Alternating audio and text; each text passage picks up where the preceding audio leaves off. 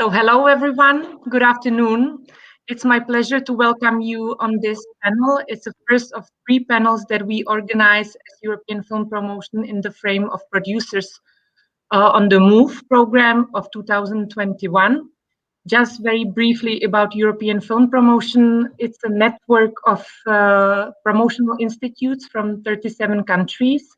It has been established in 1997, so it's quite some time already. And through different activities, we basically all together aim to promote the diversity and the uniqueness of European cinema and European talents. And one of these activities, it's Producers on the Move, the program that runs since 2000. And already more than 450 producers has been our Producers on the Move through these years. So without any further ado, I pass the mic to my colleague, Sonja Heinen, the Managing Director of European Film Promotion. Welcome, everyone. Thank you, Marketa. Yeah, hello, everybody. And I hope we have many producers interested in the audience. As Marketa said, yeah, Producers on the Move is our promotion and networking program for international producers. We want to make European producers famous everywhere. And we organize the program each year with the support of Creative Europe, the media program, and Eurimage, and of course, our member organizations. And this year, we do it again digitally. Usually, we do it in Cannes, but we use the opportunity of the digital program in order to reach more producers and in order to let more producers or to give more producers the opportunity also to take part in the Producers on the Move program. So we were thinking about what could be interesting topics for producers. And what is always interesting for producers? Sales companies, funds, and co-production markets. And that is why we prepared 3 live talks for you, for the producers in the audience, with these. So let's start today to discuss with the sales companies. We have a lot of questions. We wrote it to you in the announcement. How is the current market changing? Will these changes shape the future? Did the situation or does the current situation lead to a change of taste of the distributors? Which films and topics are relevant still now at that moment? Which films do still travel, and tons of other questions we have. And as the panel is aiming at producers, we thought it would be good to have a producer as the moderator for the session. So we were very happy that Ada Solomon from High Film from Romania joined us as the moderator. Ada just won her second Golden Bear, your second, yeah, with Radu Jut's film Bad Luck Banging or Looney Porn at the Berlinale. And Ada produced many super interesting film, which you probably saw at international festivals worldwide. Also like Aferim, Radu Jut's previous films, the Golden Bear winner Child's Pose, Toni Erdmann, just to name a few. And Ada, I've read that you co-produced with more than 15 European countries, and that you sold your films into more than 50 territories, probably with the help of good sales companies. So I think you're the perfect moderator for the session.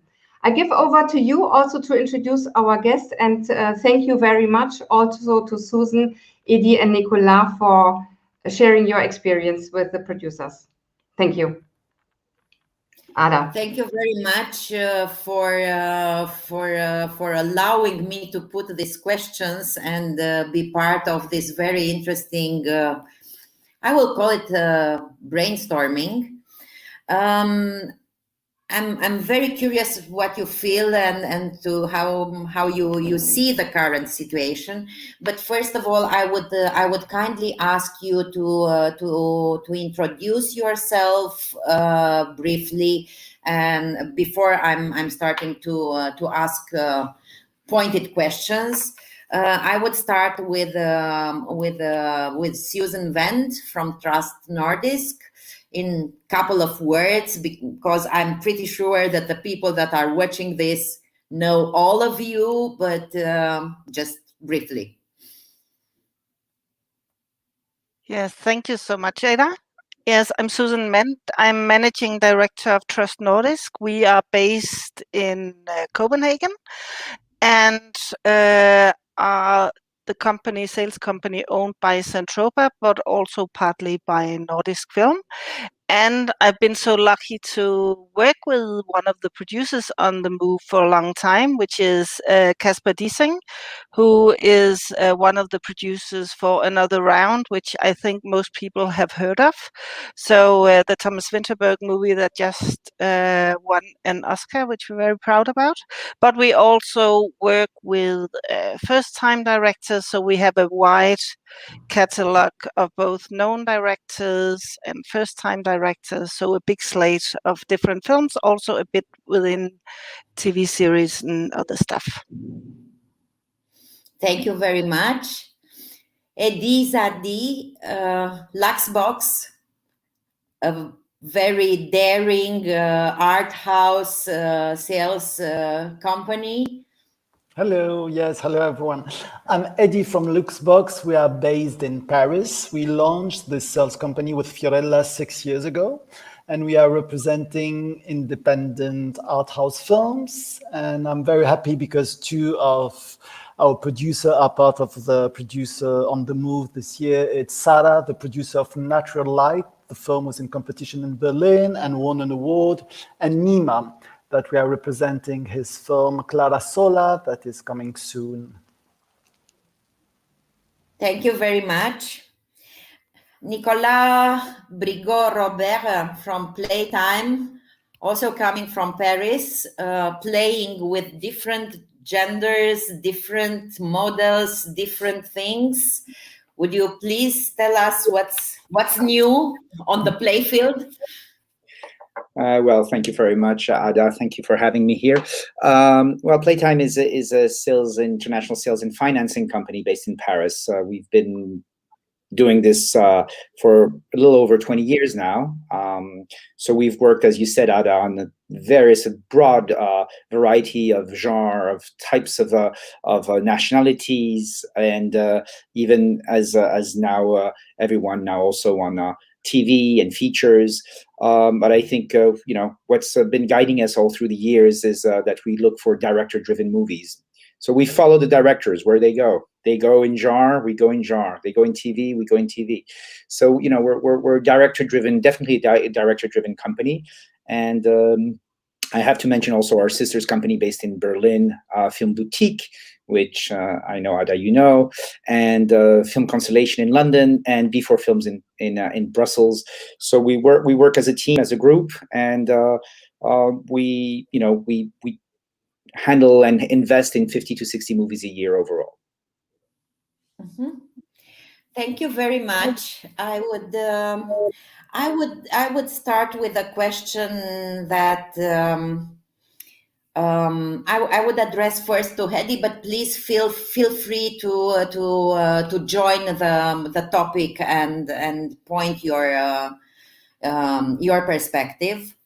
And actually, I would start with a question of: are the festival today a luxury or a necessity for the art house films, and how relevant they are in this new way of having the festivals that are sometimes hybrid, sometimes only online?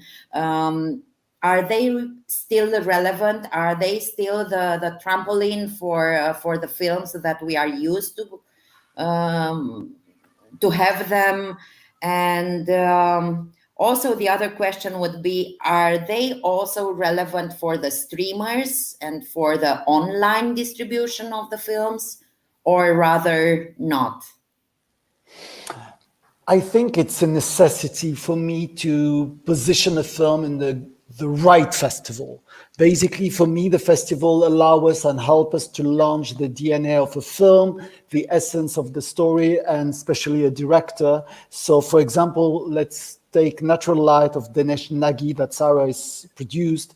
For us, it was a very prestigious invitation to be invited in competition in Berlin. So it was a very important way to position the film.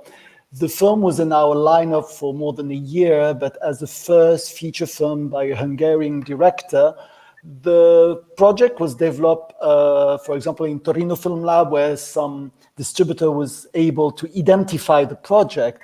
But I think we need this selection and this beautiful selection to position the film and to create a stronger appeal. So for me, for the distributor, this festival or these festival selection is a guarantee of quality.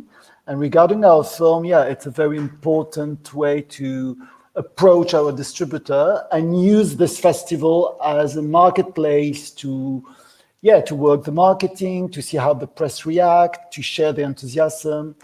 Obviously, I was very curious to see how it will happen during Berlin. And for Natural Light, we succeed to work with the good press office, to work good marketing. So the fact that the festival was online, I was a little bit scared at the beginning because I thought we will miss the word of mouth, but it worked for this film. And for Moon 66 Question, also by Jacqueline Lanzou, that is the first feature film by a Greek director that was selected in Encounters.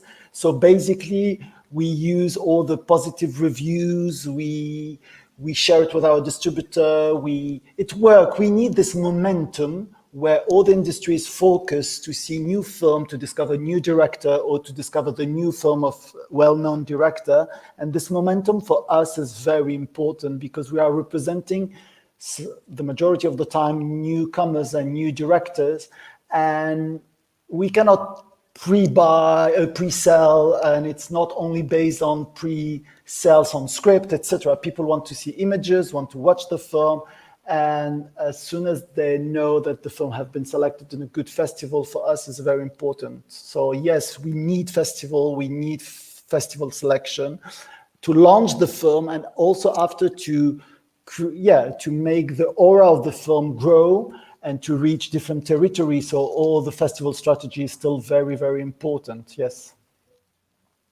And perhaps more than ever. Yeah. Okay. I feel that also for another round, I mean, I don't know, but I felt that the film was so very present all the year round, because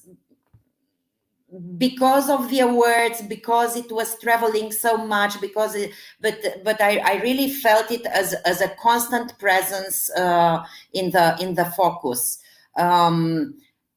I would dare to ask Susan, did you expect to be so well received? Because there is another thing with online I was experiencing during Berlinale. Because I was afraid, as Hédi was saying about this word of mouth, if you are online, how it will happen and so. But I was amazed how much of word of mouth was present on Twitter, for instance, and reading the reactions after the screenings, the online screenings of Bad Luck Banging, I was really like feeling out of the cinema and listening here and there what the people are talking and what they are saying. How was the journey for you, Susan? I think it was a bit different in the sense that with Another Round by Thomas Vinterberg, we've been working on the film for a very long time. And since it is a known director as well, a lot of territories were pre-sold. But we had a lot of discussions, obviously, what to do, because, I mean, the cinemas were closed at the point where the Cannes label was given. We weren't sure yet what was going to happen with the film in Denmark either. Would we risk releasing the film during the autumn, or should we wait until later till we would? I mean, at that point, everyone believed that Berlin for sure, the cinemas would be open again. So I'm glad we all together decided, which was a big discussion also with the producers and with the local distributor, to go for the package of the Cannes label releasing in September, then having Toronto and San Sebastian on board. So we were very, secure in the sense that a lot was pre-sold on the film, so we didn't need the attention as much for the sales, but more to get, of course, the reviews and get the film around and to sell to the remains. I was very surprised that it got so much attention all the way around. And sometimes, of course, I feel being the sales agent, we get, all the talks, all the reviews and everything anyway, and are observant about that. But to see with a film like this, I mean, it's been exceptional. And I mean, even people that I know as friends that are not in the film industry were talking about the film. So somehow this period has also made, which I believe is because it has been more quiet in terms of the big American films that take all the attention, that actually the European films have somehow been able to, at least some of them, to get out a bit broader and get much more attention than they would normally do. So in that sense, it was a good decision, and definitely, I mean, all the festivals and the awards around has helped the film. But I think one important thing also, as Hédi says, in terms of the festivals, they are really important, but it's also a question of which film it is. Because if you have like a clear genre movie, which is still art house films, because if we define art house films, let's face it, basically everything that is non-English is art house, or is at least by many buyers described as art house films. So if you have like a more commercial, a thriller, a horror film, and things like that, you don't need the festival stamp as such. It's a nice to have, but it's not a need to have. But you still need the markets at the big festivals, because you still need, to get the word spread. And let's face it, showing a promo in a promo reel where you have a big group of buyers sitting together watching like different promos is different than all the buyers getting a link online watching promos, and you don't have the tension and the pressure of the other buyers. So it's a combination. You need the festivals, especially for the art house films, also for like younger, new coming directors.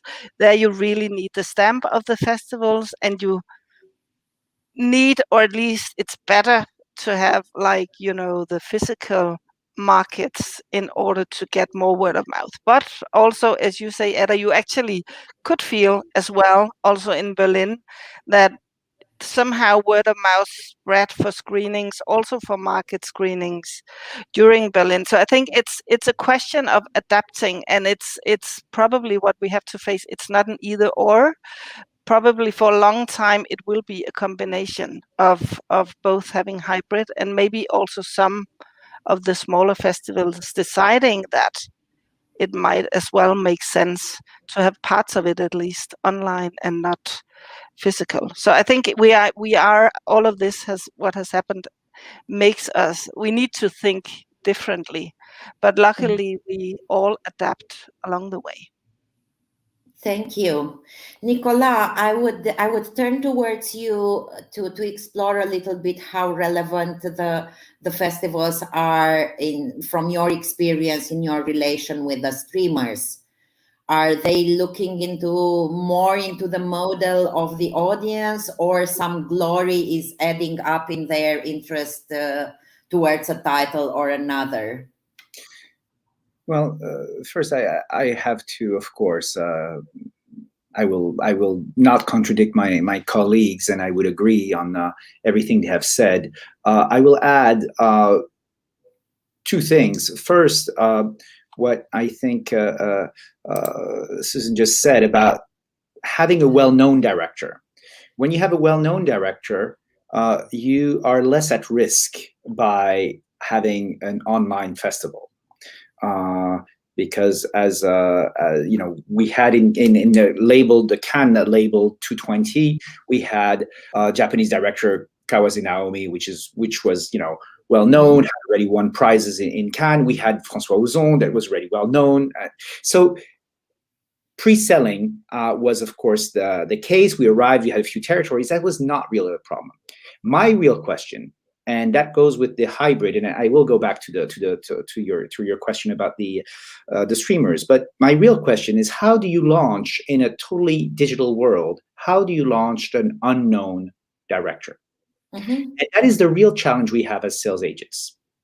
Because I agree, Berlin, there was a word of mouth. Things went well for certain movies, but we can't, I mean, at least I don't feel we have replaced what it is for us to work a movie on the few days you have in a festival, build up the reputation, build yourself. You are the one launching the word of mouth. You speak to a first client. He will speak to another. You will announce your sales that you've just done a sale with so-and-so. That will trigger the interest of a third party. And that's our job. And we've been doing this for a long time. And all of us here have been, cultivating that trade. And that's what we know how to do. And how does this transfer to a purely digital world? I'm being very modest. Honestly, I have not found the solution on how you launch an unknown director in a digital platform or in a digital world. So that's a real question. That's still an open question for me. And to answer your question regarding the streamers, I think the streamers have come around, and I think everyone here has been reading and experiencing the way they've come around. I did a very early deal on a Netflix. I think one of the first director-driven or art house movies Netflix bought for the world in Cannes. And they had a very strict policy at the time, and we fought very hard for this first contract. It was a movie called Divine that was sold by Film Boutique. Film Boutique did an amazing job in the negotiation. However, they hit a rock, which was the festivals. And the festival was a no-no. That happened again. Then we had a Spanish movie that it was much more commercial movie, but it needed at least a local festival for a launch. And again, Netflix said no. And look at where we are now. 5 years after, we're in a situation where they're begging to have festival strategies, and they do have festival strategies conversation with us. And how and when are we launching? And we went even all the way around. We have now streamers that say, well, we would really be interested if it is in a festival. So they've really come around in understanding that when you're working with non-Hollywood features, well, you do need that label. And I think what we've all said about the importance of a festival to launch a director, well, now has come around to the streamers, and I think they're good allies. Actually, before they were strong enemies, and now they're good allies. Yeah, thank you. No, that's precisely what I was thinking and what I was experiencing with our films. What I think also towards your question of how do you do with an unknown talent, that it's not necessarily a really art house, or it's also a genre film or a more commercial call, and it's coming from a smaller territory or a smaller circulation language.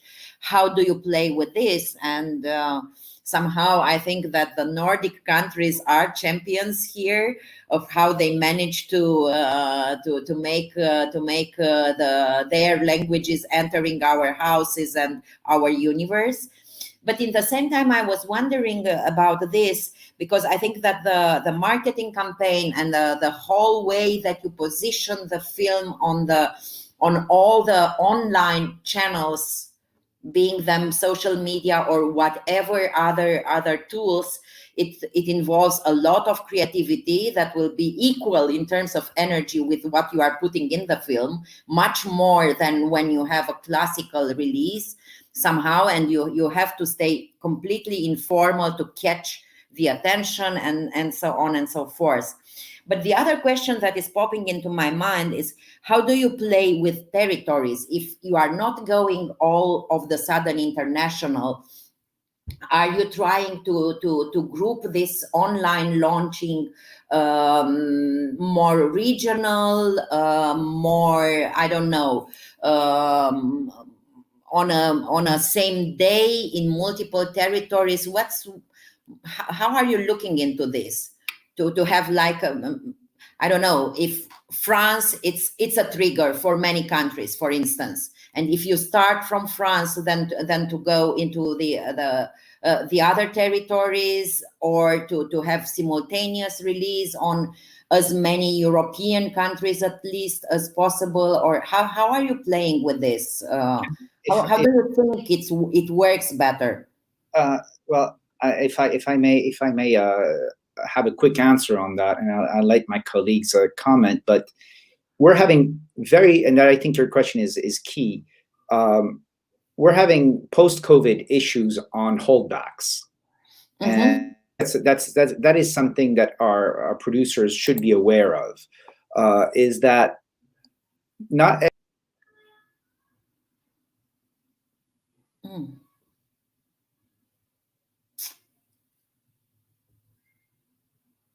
We lost you. Am I right, or is it just me? Yeah, I think we lost. Okay. We can go on, and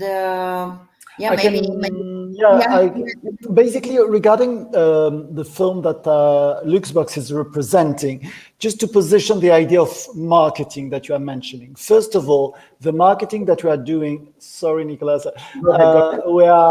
We first of all try to focus on the trendsetter people that attend the market. So basically, the first marketing that we are building is to reach the attention of the distributor, festival programmers, the cinema press. So there is, for me, a very local marketing that we are building during the first market of the film, because it's the one that if we succeed to convince a Mexican distributor, Japanese reviewers, American trades, etc. It's how from Cannes, Venice, San Sebastian, etc., Berlin, we will spread the aura of this film. So my first marketing is really, again, I try to concentrate the DNA and the strengths of the film to convince my first contact.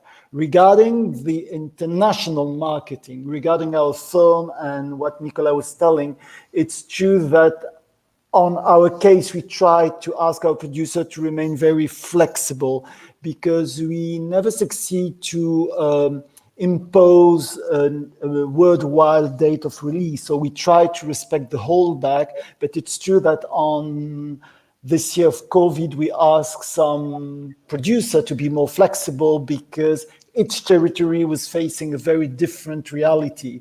And we allowed, for example, the US to release a French film before the French release, because it was the right window for him to have access to a cinema, etc. So this flexibility is sometimes a little bit dangerous, because we are very scared about piracy. But this year we ask all the producers to be very flexible, and especially for French film, that is Spring Blossom, that is here. And the French release was really always postponed, and cinema will be open tomorrow, will open again tomorrow.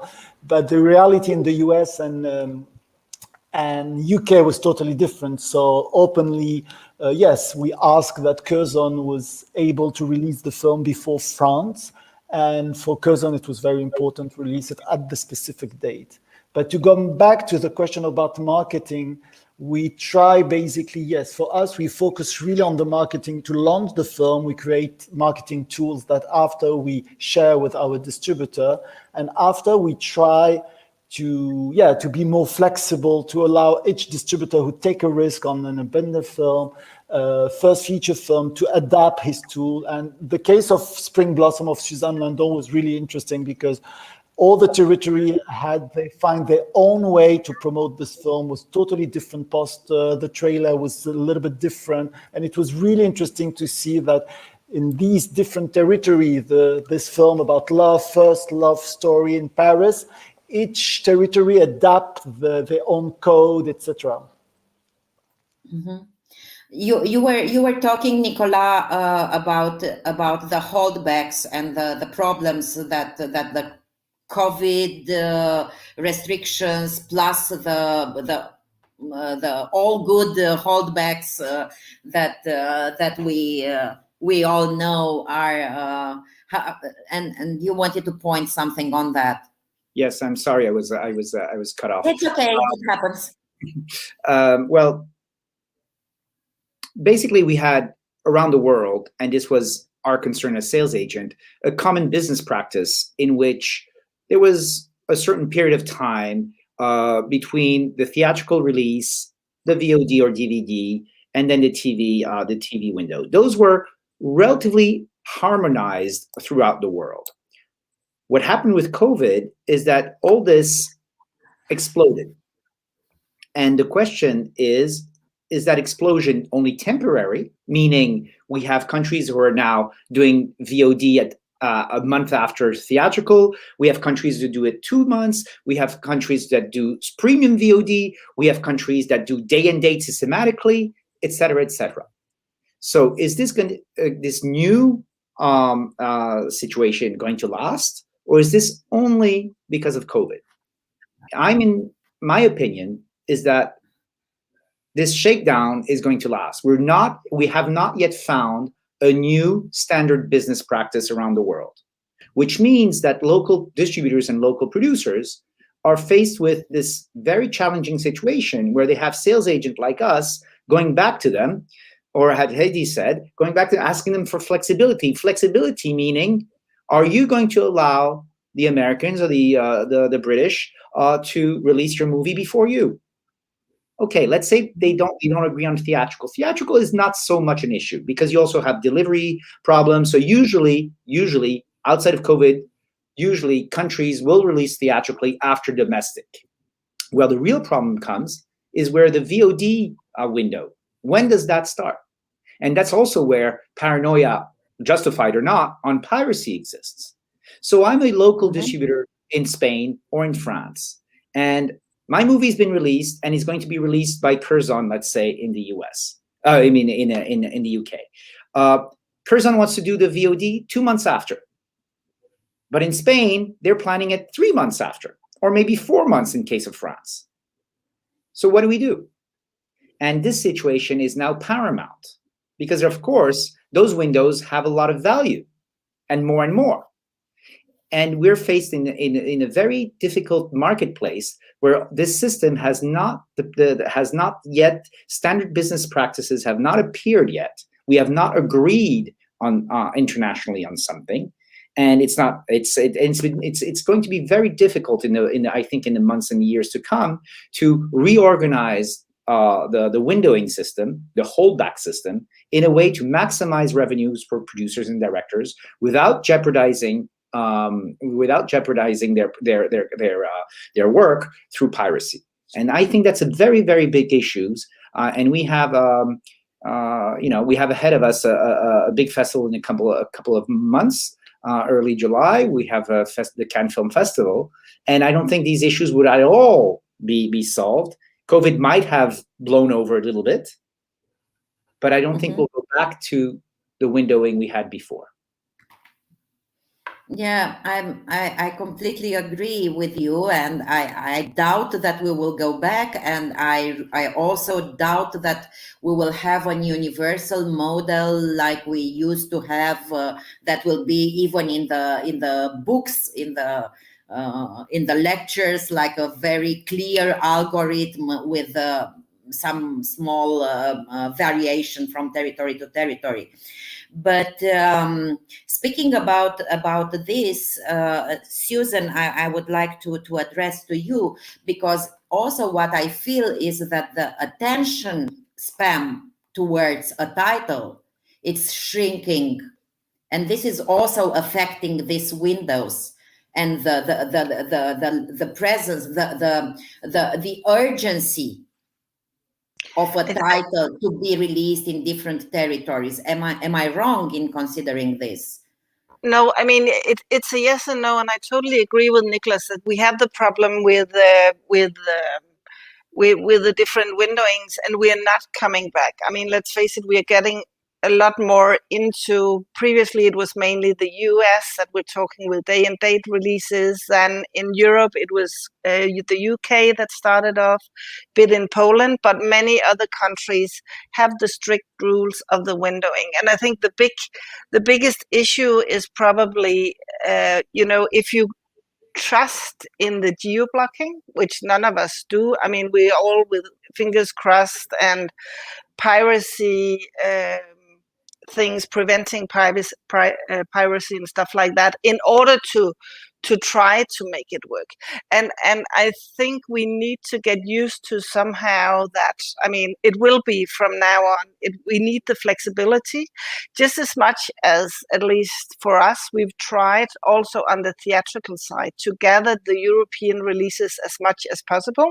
It's never 100% possible, but it will be the same on the digital, because I mean, as soon as a film is out somewhere, the risk of piracy is there. And let's face it, I mean, parts of the audience, especially the younger audience, they have an awareness and they know how to enter into like a platform in the US or wherever to find the films.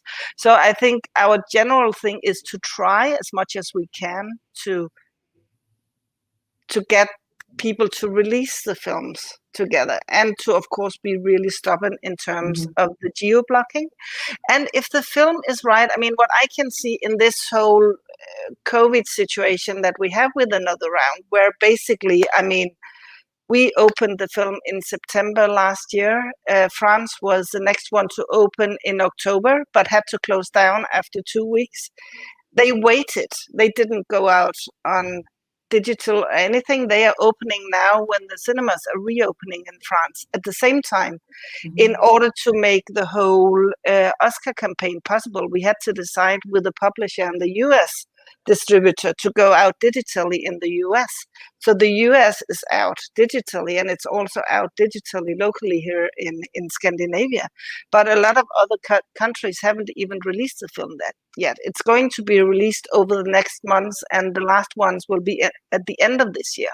So it does work, and it can, I mean, even though, I mean, the risk is there, and especially when we go on digital with piracy and everything, the risk is of course there, but it can work as long as, you know, the distributors as well are open towards it, and as you say as well, that the producers are also open for the flexibility.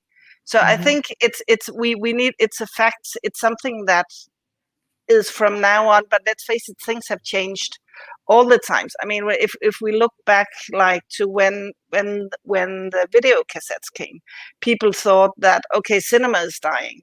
Then, you know, when the DVD came, so I mean, we are in a period where things are changing all the time, and things have been forced to change a bit faster due to COVID.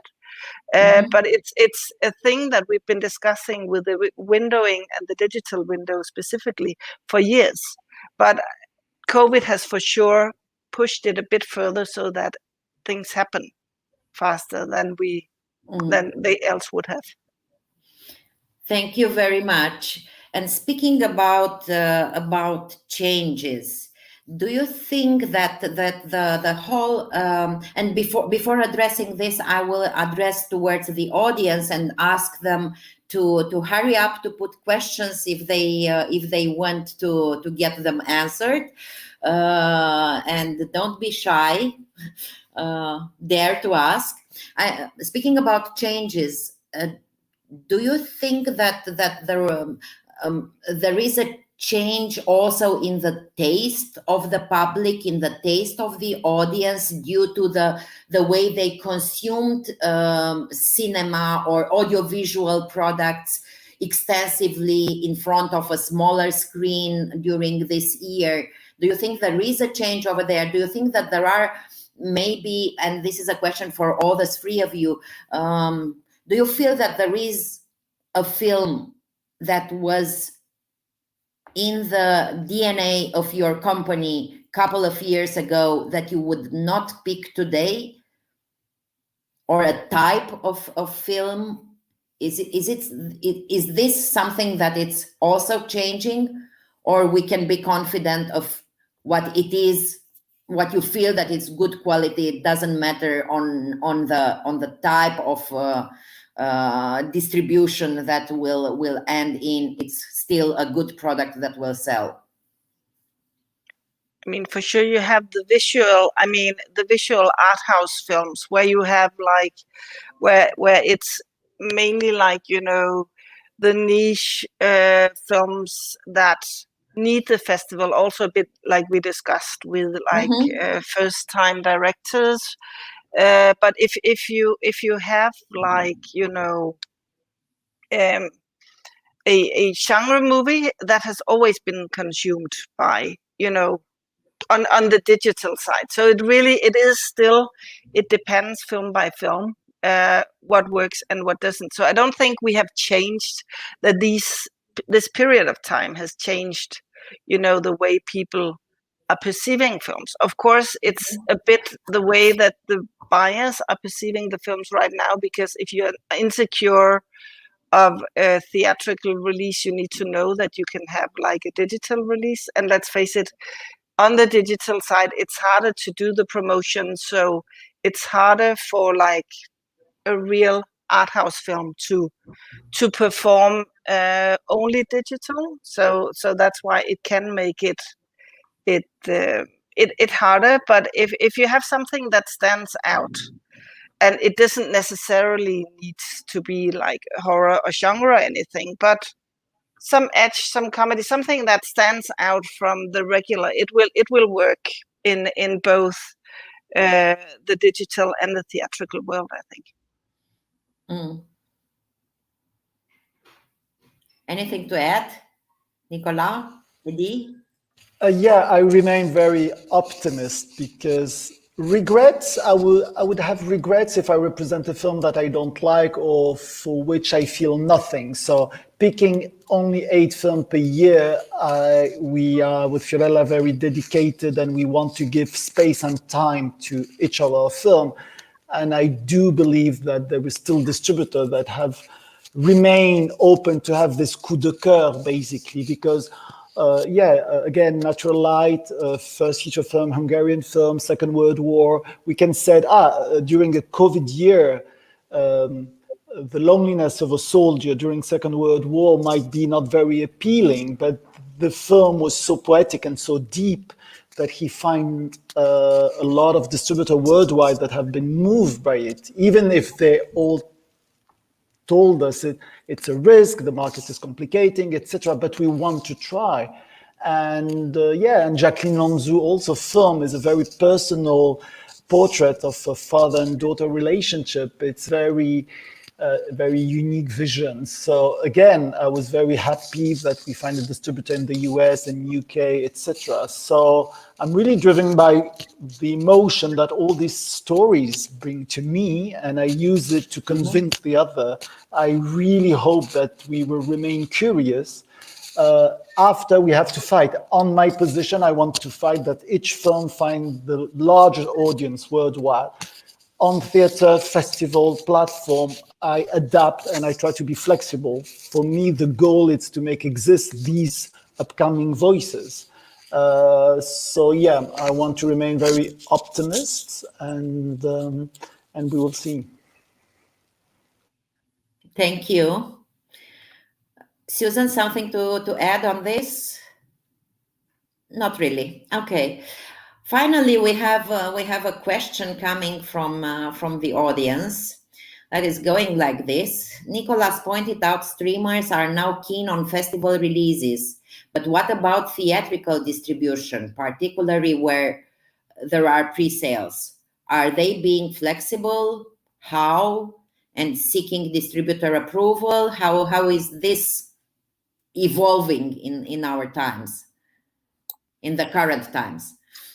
Well, what we're seeing with streamers is first of all, we have to agree on what a streamer is. We have global players who are basically the new Hollywood, new players that have a world vision or global ambition, and you have local streamers, so local or regional streamers.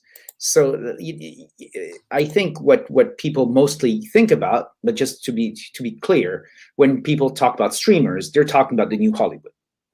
Mm-hmm. So if you talk about the new Hollywood, new Hollywood has always been has changed in the way they're working, but the ambitions are what they were when studios were releasing movies themselves. When Paramount was having Paramount in Indonesia and as well as in Spain, they would own the rights to the movie and release the movies themselves. And the situation has not changed with the new Hollywood. They want to retain as many rights as they can in as many countries as they can and do it themselves. The fact that they're now subscriber base and that they're on smaller screens and the split of revenue is not the same does not change their economic model, which is to control as many rights as they can in the widest world possible. That was the position. But this, and not to say that I'm optimistic, as we are all art house sellers or promoters, but the things have changed. Things have changed because of competition. And we have seen Amazon and Netflix now being, I would not say flexible, but not saying no to a movie on which certain territories are already gone. Because they know or they fear that their competitor might not be as dogmatic and might take the movie. So we have, and if you know how, and I'm using your expression, Ada, if you know how to play your cards and you have some experience, yes, you may be able to still do a streamer deal and have some theatrical distribution in certain countries. Have your cake and eat it too, as the Americans say.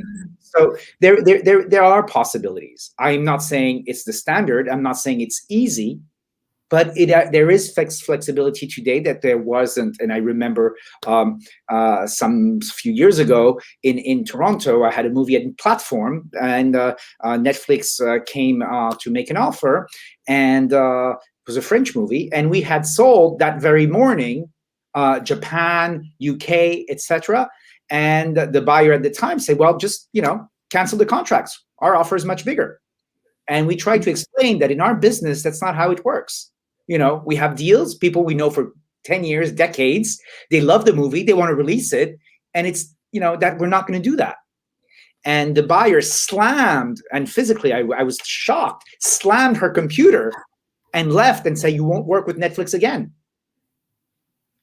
Obviously, we worked with Netflix the next market, and exactly. And everything was fine. But I think today, that reaction, the fact that we had sold a few territories, would not be a deal breaker for a streamer today. Depending, obviously, and we're making big generalizations here, but obviously depending on the movie, depending on the perception of competition they have to get it. But what I'm saying is that they're not as dogmatic as they were a few years ago. Yeah, that's also something that I experienced as well, and especially as my films are co-productions with quite a number of countries, and the film is publicly funded, so it has to be released theatrically in the co-producing countries. But they are not big territories in the same time. So they are quite flexible in allowing the film to be released in the domestic territories, theatrical, as per previous agreements, and it's not a big loss that they not enter in that very moment on these small territories. I mean, like for instance, Bad Luck Banking. It's a Romanian, Luxembourgish, Croatian, Czech Republic co-production. So these are not deal breakers as territories. It's tiny places, so no one is somehow, I mean, when I'm looking from the perspective of the producer, maybe sometimes it's better to co-produce in between small territories as to have less problems in terms of selling and having a wider offer towards the buyers. but also from when, if it would be an advice, we have like 10 minutes left, and what would be an advice for a producer from the perspective of the actual market and the changes in the market? What would a producer focus on, except of doing the best film in which she or he is really believing and feeling the urge to spend 4 or 5 years of energy and a lot of money?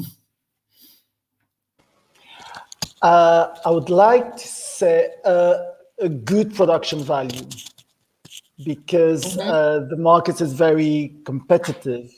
And especially as producer, if you've spent like 4 or 5 years producing, financing, developing a film, really you have to work hard to upgrade the quality of your film, to upgrade the quality of your script, to work your script, to be very, to do the best cast as possible, to have the best actor direction that you can. So for me, a good story plus a very strong production value to arrive on the market and be as competitive as the other strong film, and to be able to aim to launch your film in a big festival. So for me, one of the advice is this.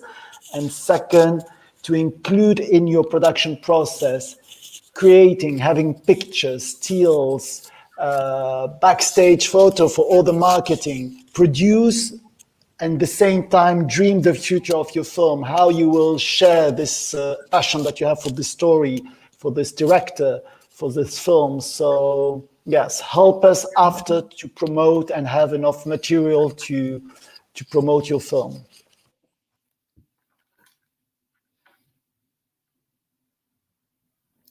Nicolas? Susan, please.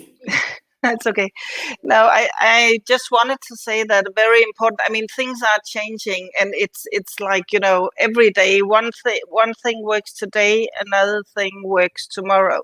So if as a producer working with specific directors or whatsoever, the first thing is to have the heart with the project, together with the people around it, but also really to make a sufficient survey. Not only, this is not, to do SWOT analysis, to figure out what is the audience, who do I want to make this film for?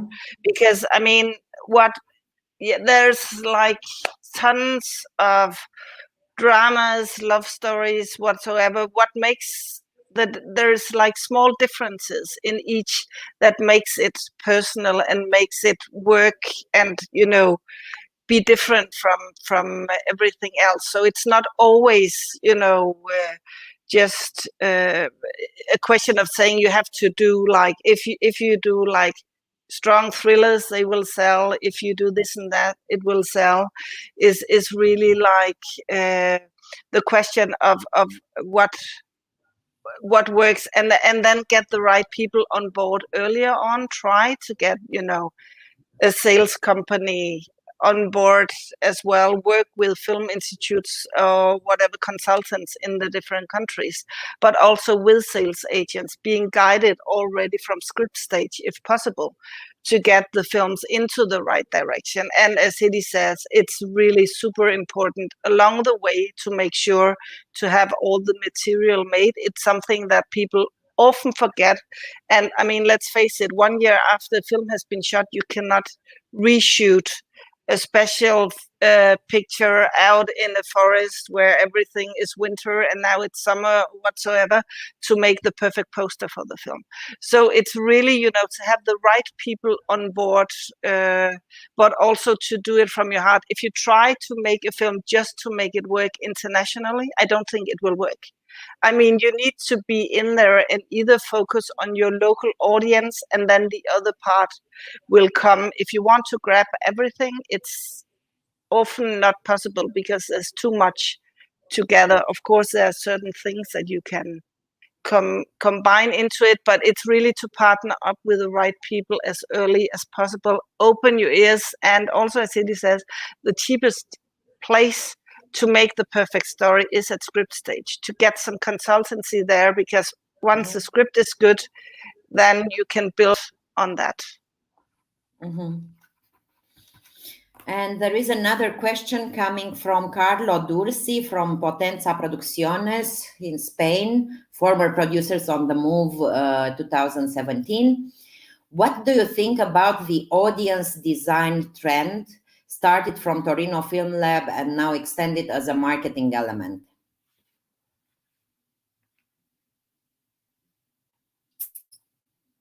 Anyone? On the audience design? I'm not quite sure what is meant by the audience design, to be honest. It's not something I'm familiar with. Basically, Suzanne, it's what you mentioned. It's when you produce your film, it's to know for which audience you want to share the story. And yeah, Torino Film Lab has this lab where they welcome producer and the director developing the script. And the idea is, as director and producer, you are so focused on your story, on your film, sometimes you lose a little bit the perspective of the future and the outside the bubble of the creative team. So the audience design is just a lab, a method, a practice to invite you producer and you director to imagine your future audience. So to allow you to imagine for which audience, and to not forget that you are writing and producing a film for an audience. Sometimes director are very passionate and very focused into their story, and they forget that there is an audience who will pay a ticket and who will sit from minute 1 to minute 100, and that you have to consider this journey. So the audience design is to include the distribution and the future of the film at this early stage. So it's personally, I find it very interesting and very important, yes. So basically a bit also what I already mentioned, that it's really important to get the people on board. Then we can only agree. Yeah.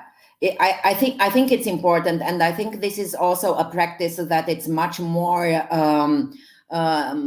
present in the development of series, for instance, where people are really writing, thinking of what will the audience rely on which level the audience will identify or empathize with the character X or Y, or to love or hate or whatever, but to have a relation with each character, and there it's much more present. But I think nowadays it's really necessary for the films as well to look deeply into this issue as well. And then I have like a last question, a personal curiosity. Because I experienced this different opinions on is it interesting or rejected by the audience, the integration of the pandemic in the stories? Because at a certain point, when we first were exploring the inclusion of the pandemic in Radu Jude's film, everyone was telling us, "Oh no one will want to see pandemic during the pandemic. No one will relate to that. People they want the real life. Their old good life. They don't want to." And then I think that a part of the big interest towards the film was the way the pandemic was integrated. And then we presented another film where we also included the reality of nowadays, and everyone was so excited about the fact that it's included. So I don't know, is it something? And also, of course, I have the experience of the history of cinema, where after the war, a couple of years, people were not touching films about the war because they wanted to forget that and build a new life. Or after the communist revolution, we needed some time to start talking about those events. And so, what do you think?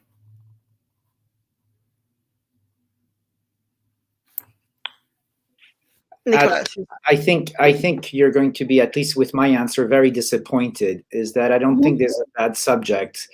It's only about the story you tell. So I'm sorry not to be more explicit in how long it will take for a good movie to come out, which integrates the pandemic. I don't know. Maybe it's in Cannes. We'll see an amazing movie that deals with that. Maybe it's in 3 years. I don't know. Honestly, I don't know. But I just, because I think we're coming to the end, I just want to say one thing as sales agents to producers. Not every movie is made to be sold abroad, and that's okay. Some movies are financed locally. They find their audience locally. They're amazing movies, but they don't travel, and it's okay. And I think some producers and some directors have to reckon with that and accept that you can make an amazing piece of work with true passion and find an amazing reviews and not sell abroad.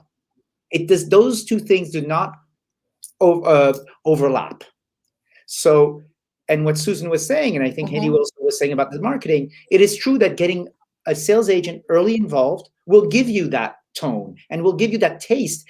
Am I making my movie for an international audience or not? And it's okay if it's not, but it's better to know it early on than think that your movie is going to be an international movie.